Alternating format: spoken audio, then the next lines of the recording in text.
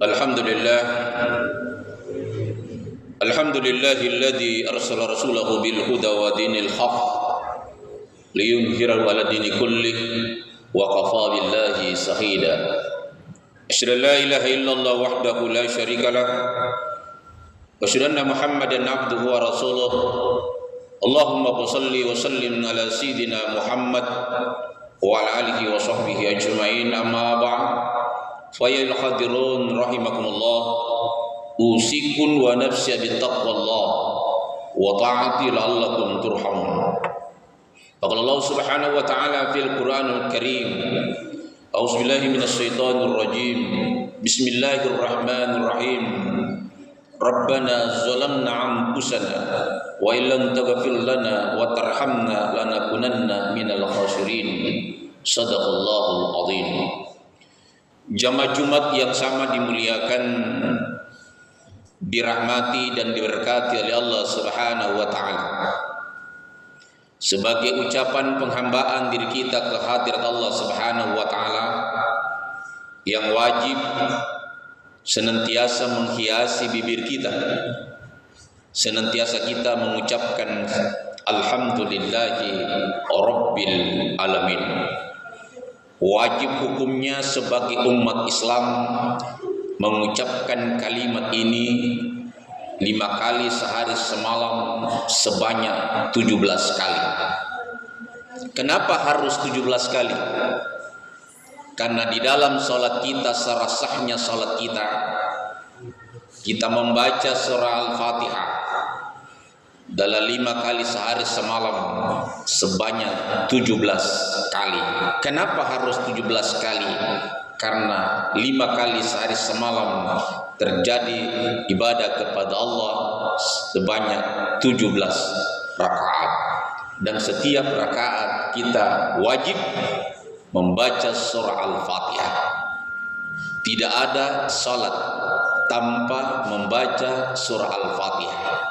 Jamaah Jumat yang sama dimuliakan oleh Allah. Yang kedua, sebagai wujud cinta kita kepada baginda Rasulullah sallallahu alaihi wasallam, senantiasa kita berselawat kepada baginda Rasulullah sallallahu alaihi wasallam. Banyak mengucapkan Allahumma shalli ala sayyidina Muhammad wa ala ali sayyidina Muhammad. Tidak diterima suatu ibadah, suatu doa, bahkan tidak sah salat Jumat kalau khatib tidak berselawat kepada baginda Rasulullah sallallahu alaihi wasallam. Tidak sah salat maid kalau orang yang mensalatinya tidak berselawat kepada baginda Rasulullah sallallahu alaihi wasallam. Tidak sampai doa-doa kita kepada Allah Subhanahu wa taala sebelum kita mengantar doa kita dengan selawat kepada baginda Rasulullah sallallahu alaihi wasallam. Dan salah satu amal ibadah yang langsung dibalas oleh Allah Subhanahu wa taala di dunia ini hanya satu, hanya salawat kepada baginda Rasulullah sallallahu alaihi wasallam. Jadi amal ibadah yang langsung dijawab, yang langsung dibalas di dunia ini hanya salawat kepada baginda Rasulullah sallallahu alaihi wasallam. Jamaah Jumat yang sangat dimuliakan oleh Allah.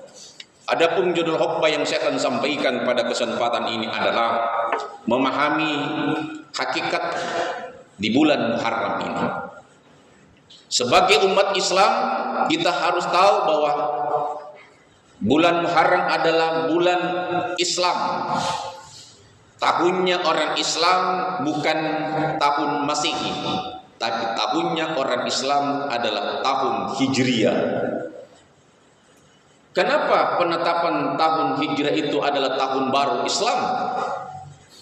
Tapi yang banyak merayakan tahun baru adalah 1 Januari tahun Masehi. Yang harus kita rayakan, yang kita harus isi dengan amal ibadah adalah tahun baru Islam yang di dalamnya adalah bulan Muharram yang tahunnya adalah tahun Hijriah. Siapa yang menetapkan tahun Hijriah ini? Bukan Rasulullah. Yang menetapkan tahun baru Islam adalah Khalifah Umar bin Khattab. Jemaah Jumat yang sama dimuliakan oleh Allah. Ditetapkan tahun baru Islam adalah tahun yang sangat bersejarah, tahun hijrahnya Rasulullah dari Mekah ke Madinah.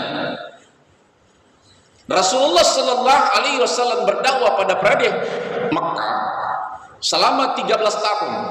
Apa yang didakwakan Rasulullah? Bukan salat, bukan puasa, bukan zakat, bukan haji. Yang didakwakan pada periode Mekah, Rasulullah hanya menegakkan kalimat la ilaha illallah Muhammad dan Rasulullah. Tapi adakah yang beriman? Berapa orang yang beriman? Tidak sampai 100 orang. Nabi berdakwah pada periode Mekah selama 13 tahun, yang beriman hanya 72 orang. Rasulullah yang berdakwah belum perintah salat, puasa, zakat dan haji, hanya mengucapkan la ilaha illallah Muhammad dan Rasulullah. Siapakah yang pertama beriman pada dakwah Rasulullah? Adalah Abu Bakar As-Siddiq. Kenapa diberi gelar As-Siddiq?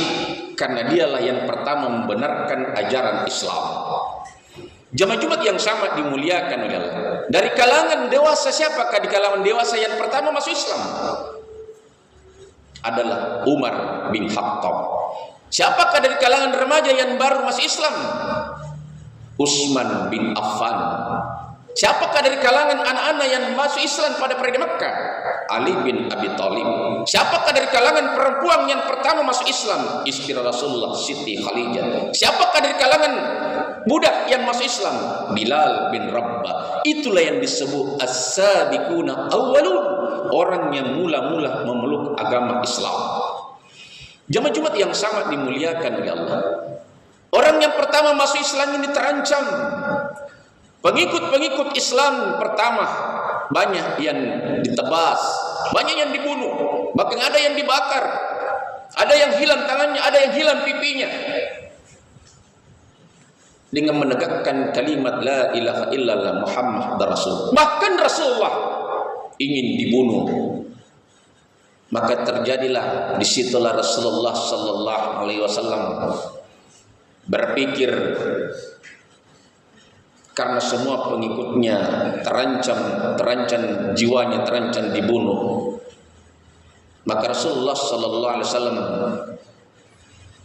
hijrah ke Madinah. Ketika Rasulullah sallallahu alaihi wasallam hijrah ke Madinah, yang pertama disuruh berangkat duluan itulah yang pertama masuk Islam, yang disuruh berangkat duluan 70 orang itulah yang berangkat. Ketahuan bahwa Rasulullah sallallahu alaihi wasallam ingin hijrah ke Madinah, maka tentara kafir Quraisy mendatangi kediaman Rasulullah sallallahu alaihi wasallam, mengepung rumahnya Rasulullah sallallahu alaihi wasallam dengan 7 lapis tentara kafir Quraisy. Pada malam hari bangunlah Rasulullah salat tahajud bersama Abu Bakar As-Siddiq, ditemani dengan Ali bin Abi Thalib. Dilihat ternyata rumahnya sudah dikepung 7 lapis tentara kafir Quraisy lengkap dengan persenjataan. Dari akal pemikiran Abu Bakar, ya Rasul, pasti kita tertangkap. Apa kata Rasulullah? Wahai Abu Bakar, kita bukan bertiga tapi berempat dengan Allah.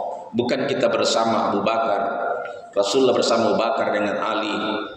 Maka Ali dipanggil oleh Rasulullah untuk menggantikan tempat tidur Rasulullah sallallahu alaihi wasallam.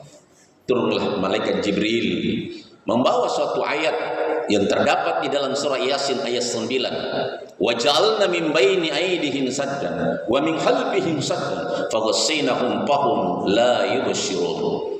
Apa arti daripada ayat ini? Kita sering baca, Allah menjadikan di depan mereka dinding, di belakang mereka dinding, samping kanan kiri dinding, sehingga mereka tidak dapat melihat. Jamaah Jumat yang sama dimuliakan oleh Allah. Setelah itu Rasulullah mengambil pasir, segenggam pasir, lantas dibacakan pasir itu sebanyak 7 kali, dan taburkanlah kepada tentara kafir Quraisy itu. Akhirnya tentara kafir Quraisy itu tertidur pulas sampai pagi. Rasulullah keluar di sela-sela tentara kafir bersama Abu Bakar dalam keadaan tidak dilihat. Jemaah Jumat yang sama dimuliakan oleh Allah. Inilah pertolongan Allah yang terjadi pada bulan Muharram. Dan setelah itu, ketika bangun tentara kafir Quraisy, ternyata dilihat yang menempati tempat tidur Rasulullah adalah seorang anak-anak Coba kalau ini tidak dibuka selimutnya, maka yang akan mati adalah Ali bin Abi Thalib. Terjadi pengejaran terhadap Rasulullah sallallahu alaihi wasallam. Keluar ultimatum, Abu Jahal mengatakan, siapa yang bisa menangkap Rasulullah hidup atau mati, saya akan hadiahkan 100 ekor unta. Kalau 100 ekor unta pada zaman itu sama kita sekarang punya mobil, 100 mobil yang bagus. Diambillah yang bernama pendekar kafir Quraisy yang bernama Suraqah. Ambil kudanya mengejar Rasulullah sallallahu alaihi wasallam. Rasulullah sallallahu alaihi wasallam ketika sampai di satu gua, dia berdiam, dia masuk di gua itu namanya Gua Zur. Jadi orang yang pernah melaksanakan haji dan umrah pasti diperlihatkan bahwa inilah tempat Gua Zur, tempatnya Rasulullah singgah ketika hijrah ke Madinah. Dan sebelum masuk di Gua Zur itu, yang pertama masuk dulu adalah Abu Bakar As-Siddiq. Jangan sampai di gua itu ada kala yang berbisa, ada kala cengkik, ada ular, ada lipan. Maka Abu Bakar menutup semua lubang-lubang di gua itu dengan merobek surbannya Abu Bakar As-Siddiq. Setelah selesai ditutup lubang-lubang di gua itu, dipanggillah masuk Rasulullah sallallahu alaihi wasallam. Karena Rasulullah dalam kecapean dalam perjalanan dari Mekah, dalam perjalanan menuju ke Madinah, disitulah masih ada satu lubang yang belum tertutup. Maka yang menutup lubang itu jempolnya Abu Bakar As-Siddiq. Kan Rasulullah dalam kecapean langsung dia tertidur di pangkuan Abu Bakar As-Siddiq. Ternyata di balik lubang yang tutupkan jempolnya Abu Bakar, ternyata ada ular yang berbisa, digigitnya jempol Abu Bakar. Dia tahan rasa sakitnya, kan ditakutkan nanti Rasulullah terbangun dari tidurnya. Dia tidak bisa mengeluarkan kata-kata dari lewat mulutnya, tapi keluar lewat matanya, menetiskan air mata kena pipi Rasulullah. Terbangun Rasulullah, kenapa engkau menangis wahai sahabatku? Saya digigit ular ya Rasulullah. Dilihat jempolnya Abu Bakar sudah membiru. Lantas Rasulullah SAW mengikat jempol Abu Bakar, lantas mengisap racun ular itu. Lantas apa kata Rasulullah? Wahai sahabatku Abu Bakar, darahmu dan darahku sudah menyatu. Haram kamu disentuh oleh api neraka. Jadi salah satu sahabat Rasul yang sudah dijamin tidak akan disentuh oleh api neraka adalah Abu Bakar As-Siddiq. Jamaah Jumat yang sangat dimuliakan oleh Allah. Setelah itu datang laba-laba menutup pintu gua itu. Datang juga burung hudhud menghapus bekas kaki Rasulullah sallallahu alaihi wasallam sehingga tidak ada bekas bahwa ada Rasul di dalam gua itu. Setelah itu datang ahli nujum, tentara kafir Quraisy mengatakan Muhammad ada di dalam gua ini. Ahli nujum mengatakan kalau Muhammad ada di dalam gua ini pasti sarang laba-laba ini robek, pasti ada bekas kaki. Abu Bakar mengatakan berlalu-lalang tentara kafir di luar. Ya Rasulullah, pasti kita kalau dia masuk, bagaimana kita akan bisa lari? Diperlihatkan Abu Bakar, wahai sahabat Abu Bakar, seandainya tentara kafir Quraisy masuk di pintu gua, diperlihatkan gua itu tembus ke belakang, dia akan memberikan jalan Allah. Padahal tidak ada tembusan gua itu, tapi Allah memperlihatkan kepada Rasulullah bahwa ada jalan tempat keluarnya di sini. Jamaah Jumat yang sama dimuliakan oleh Allah. Setelah itu 3 hari 3 malam Rasulullah berada di gua itu. Setelah aman baru melanjutkan perjalanan sampai ke Madinah. Disitulah pengejaran terjadi. Suraqah sudah hampir mendapatkan Rasulullah sallallahu alaihi wasallam. Sudah mengayunkan pedangnya Suraqah kepada Rasulullah sallallahu alaihi wasallam. Tiba-tiba kaki kuda Suraqah terpelanting, akhirnya Suraqah jatuh. Rasulullah bukan berjalan, tapi dia membantu Suraqah. Yang ingin membunuh Rasulullah malah dibantu. Coba kalau kita umatnya sudah tahu bahwa ini yang membunuh saya, maka kita akan memberikan pembalasan yang lebih dulu. Rasulullah tidak. Karena memang Rasul diutus bukan untuk balas dendam, bukan untuk membunuh, tapi rahmatan lil alamin, rahmat bagi sekalian alam. Setelah itu Rasulullah melanjutkan perjalanan. Suraqah masih ingin mengejar Rasulullah. Lantas kuda Rasulullah, kaki kuda Rasulullah tertanam sampai di perut kuda Suraqah. Minta tolong. Rasulullah masih menolong Suraqah. Setelah itu ketiga kalinya masih dikejar Rasulullah sallallahu alaihi wasallam. Akhirnya kuda dan Soraka tertanam, hanya kelihatan tangannya minta tolong kepada Rasulullah. Ya Rasulullah tolong. Rasulullah bukan melanjutkan perjalanan, malah diangkat, ditarik tangannya Soraka oleh Rasulullah sallallahu alaihi wasallam. Apa kata Soraka? Engkau Rasulullah bukan manusia biasa, tetapi manusia luar biasa. Sudah terang-terang ingin membunuh kamu, malah engkau menolong saya. Sekarang saya mengucapkan asyhadu an la ilaha illallah wa asyhadu anna Muhammadar Rasul. Bertambahlah penduduk Islam. Pendekar kafir Quraisy yang dulunya ingin membunuh Rasulullah, membela Rasulullah sallallahu alaihi wasallam. Coba kalau Rasulullah membunuhnya. Jamaah Jumat yang sangat dimuliakan. Setelah itu lanjutkan perjalanan Rasulullah sampai di Kuba, kampung Kuba, dan disitulah Rasulullah membangun masjid pertama, namanya Masjid Kuba. Masjid Kuba ini kata Nabi, siapa yang sholat di Masjid Kuba, masjid yang pertama dibangun oleh Rasulullah sallallahu alaihi wasallam, apa pahalanya? Sama dia melaksanakan haji dan umrah. Jadi pahala sholat saja di Masjid Kuba, masjid yang dibangun pertama Rasulullah sallallahu alaihi wasallam, pahalanya sama dia mengerjakan haji dan umrah. Setelah itu selesai masjid dibangun, dilanjutkan perjalanan Rasulullah, dan disitulah membangun rumah Rasulullah yang sekarang di Masjid Nabawi. Rumah Rasulullah dan Masjid Rasulullah itu disebut dengan Masjid Nabawi. Di dalam isi Masjid Nabawi itu namanya Raudhah. Kata Nabi, baiti wa masjidi riyadul jannah, rumahku dan masjidku adalah taman-taman surga. Siapa yang memasuki Raudhah, siapa yang masuk di Masjid Raudhah salat, itu sama masuki taman-tamannya surga. Siapa yang berdoa di Masjid Raudhah, itu makbul doanya, diterima oleh Allah Subhanahu wa taala. Jamaah Jumat yang sama dimuliakan oleh Allah. Inilah yang harus kita pahami. Berapa tahun berdakwah Rasulullah pada periode Madinah? 10 tahun. 13 tahun Makkah, 10 tahun di Madinah. Jumlah dakwah Rasulullah 23 tahun.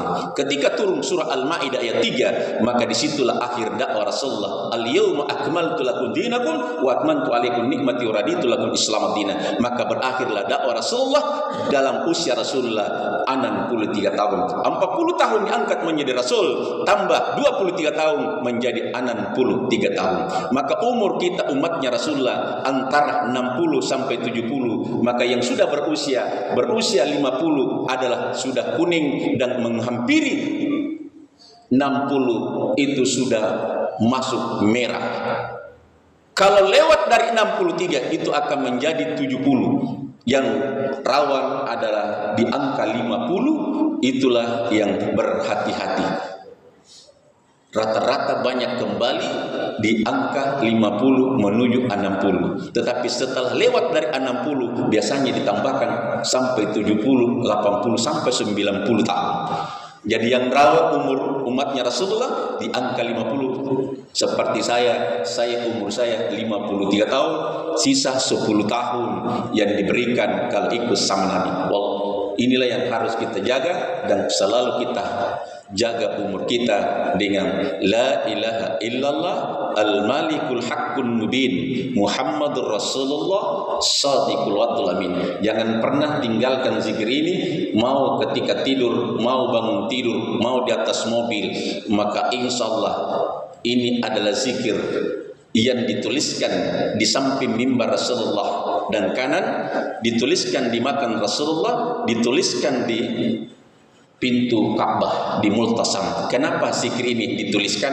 Inilah adalah zikir yang wajib kita amalkan untuk dipanggil tawaf di Baitullah, untuk datang bersyahadat di makan Rasulullah, dan tidak akan wafat sebelum melihat wajah aslinya Rasulullah. Yang mana yang dibaca?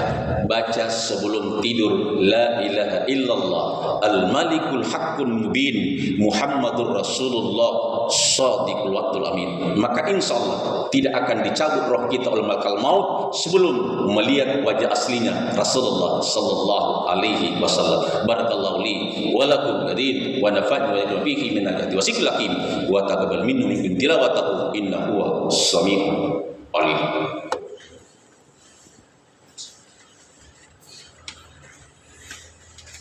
Alhamdulillah, hamdan katsiran kama amara. Asyhadu an la ilaha illallah wahdahu la syarika lah wa asyhadu anna Muhammadan abduhu wa rasuluh. Allahumma shalli wa sallim ala sayyidina Muhammad wa ala alihi wa sahbihi ajma'in. Amma ba'd, ya ibadallah. ittaqullaha haqqa tuqatih wa la tamutunna illa wa antum muslimun. Faqala Allah subhanahu wa ta'ala fil Qur'anil Karim, a'udzu billahi minasy syaithanir rajim. Bismillahirrahmanirrahim. Innallaha wa malaikatahu yusholluna 'alan nabi ya ayyuhalladzina amanu shallu 'alaihi wa sallimu taslima. Allahumma shalli 'ala sayyidina Muhammadin wa 'ala alihi wa sahbihi ajma'in. Amin. Allahumma ghfir minina wal mu'minat wal muslimina wal muslimat ahya innaka sami'un karim mujib da'wat ya kadil hajat. Allahumma rabbana zalamna anfusana wa illam taghfir lana wa tarhamna lanakunanna minal khasirin. Allahumma anta rabbi la ilaha illa anta subhanaka inna kunna minadh dhalimin. La ilaha illa al malikul haqqul mubin Muhammadur Rasulullah shadiqul wa'dul amin. Rabbana atina fid dunya hasanah wa fil akhirati hasanah wa qina azabannar wa qina azabannar wa qina azabannar wa qina azabannar. Subhanaka rabbika rabbil izzati amma yasifun wa salamun alal mursalin walhamdulillahi rabbil alamin. Aqimus shalah.